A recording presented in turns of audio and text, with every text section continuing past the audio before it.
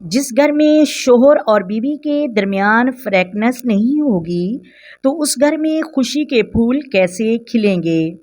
और बीवी के साथ हंसना बोलना बात करना ये भी अल्लाह की इबादत है। अल्लाह तबारक व तआला फरमाता है, तुम उन औरतों से निकाह करो जो तुम्हें पसंद आ जाएं, जो तुम्हारे दिल को भा जाएं।